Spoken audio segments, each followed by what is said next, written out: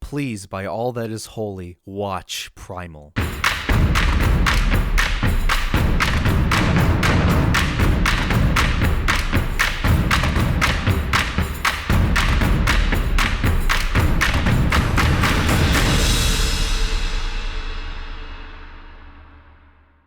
Hello, it's me, the cat, and this is Primal, a show made by Genndy Tartakovsky, the same man who made Dexter's Laboratory, Samurai Jack, and the 2003 Star Wars Clone Wars specials, among many, many other excellent classic cartoons, and whose name I had to say 14 times before I got a passable take. The man is a titan of animation, and one of my favorite animators, and Primal is his newest masterpiece, and I truly feel confident saying this expressive and stunning show is indeed a masterpiece. The show follows two characters, Spear, a caveman who lost his family to savage dinos, oops, spoilers, and Fang, a dinosaur who lost her own family to, ironically, the very same dinos. And after beating the bones out of these terrible lizards, they set off together, wandering across the world trying to survive its many, many horrors, which extends but is not limited to primitive witch covens, woolly mammoths, ape men, and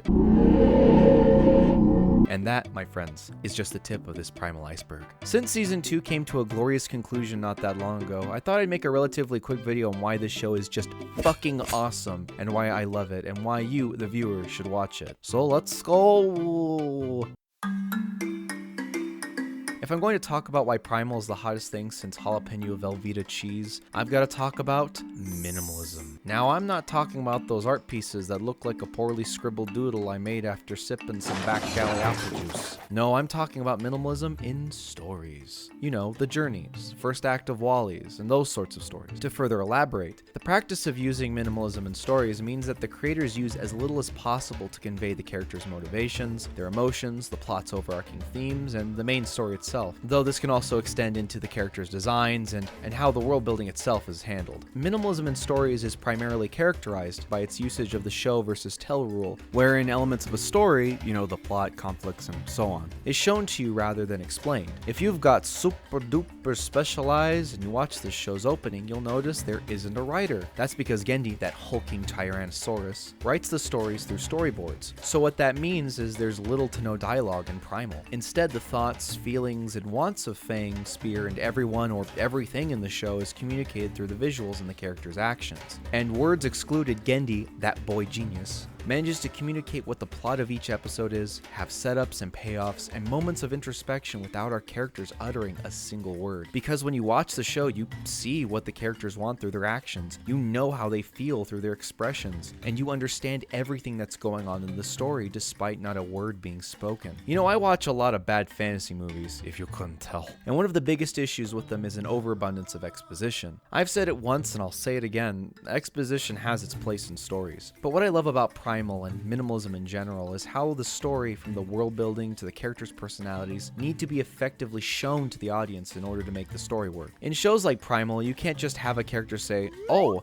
the burrito is poisoned, do not eat." No, instead you have to come up with a visual way to show the audience the burrito is tainted and that character A shouldn't eat it. It takes a lot of thought and creative thinking to make those sorts of stories work, and Genndy, that fresh hotel vampire, managed to create a show that doesn't need traditional exposition for folks to understand what's happening and why. It reminds me a lot of silent films, where the narrative is told through the characters' exaggerated actions, the actors' expressions, and the music. And if you're a fan of those stories that let the world, characters, and their actions do the talking, you'll love this show just as much as I do. Now, I love how engaging this show is, and how everything is shown to the audience versus being flat out told to us. It's great. I love it. But really, one of the things that makes Primal truly awesome is Genndy, that absolute 03 Grievous, is known for a lot of things, from his iconic characters to his interesting high-concept story ideas. Like, what if you put a feudal samurai in a wacky future fantasy setting? What about Jimmy Neutron, but ginger and German? Or would it be the other way around? Whatever. Or how about a literal mecha anime? But to me, I've always loved how he directs action.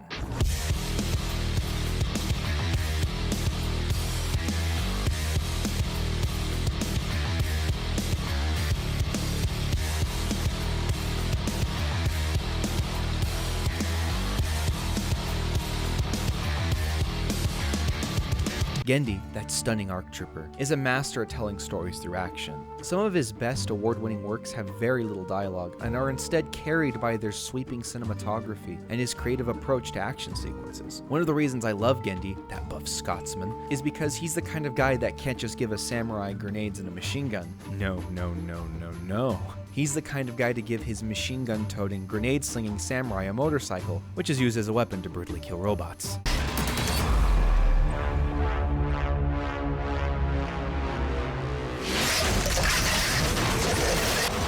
You see, animation and exaggeration go hand in hand, and because stuff like this is completely plausible in animation, he goes all the way with it in his work.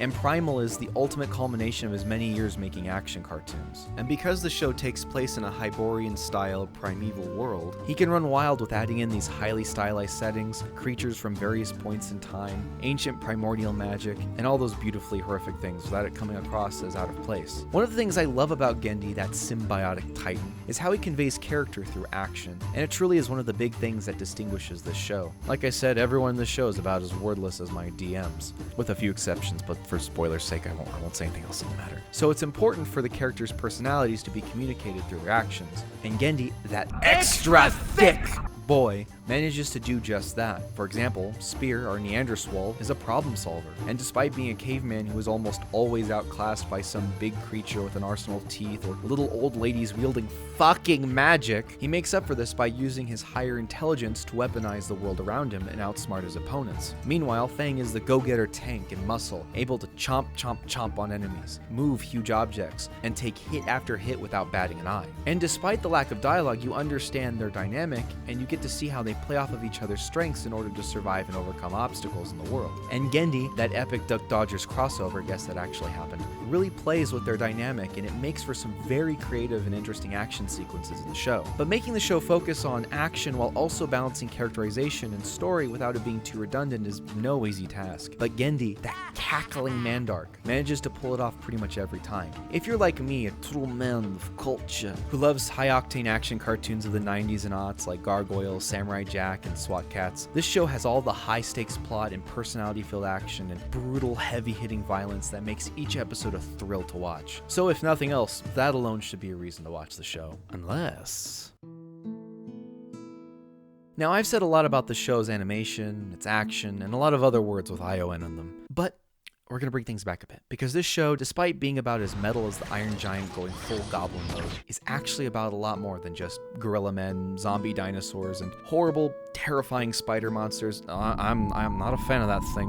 No, sir, not one bit. I keep that thing fucking far away from me. No, this is a show about family. It's about love, friendship, and all those things that make surviving this brutal, savage world worth it in the end. And those themes are prevalent throughout the entire show. And Spear and Fang are also not the only ones this applies to. A lot of the antagonists of the show are just trying to fight for their families, or find people to love again, or just eke out an existence in the cold, careless world. I mean, sure, some are just ravenous, bloodthirsty beasts. But without spoiling too much, I can say not all of the show's antagonists are horrible creatures hungry for a $5 Fang and Spear combo. Some just have opposing goals to our main heroes, and Genndy, that big brain mojo Jojo, manages to deftly craft like a steaming artisanal lasagna, layered in interesting characters that, while they may have done terrible things, you can still understand and maybe even sympathize with them. And that's the kind of engaging and morally complex storytelling I just absolutely love. I'm not going to spoil too much, but just let me tell you, like, some of the stuff in season 2, crazy. It gets really crazy. You just gonna have to see it for yourself. So Primal's not some dumb action show about a caveman and a dinosaur brutally pummeling everything in sight. Well, it is that, but it's also got heart, some humor here and there, and despite taking place in a savage land, there's beauty and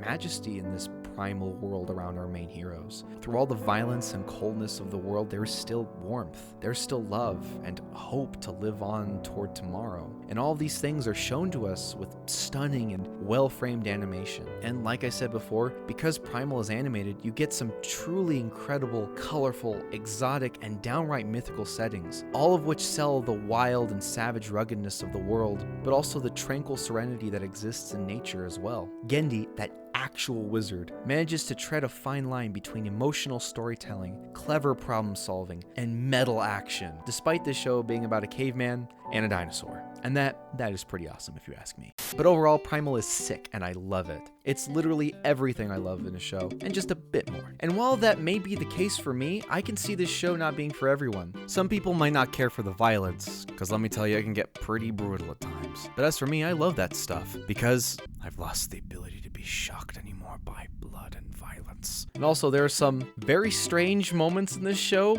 and there were some very interesting choices that Genndy made. Some very weird stuff he wanted to just show us, and I'm not sure how I feel about it, and I'm not even sure if I can show you what I'm talking about on YouTube. But if you've seen this show, you know exactly what I'm talking about.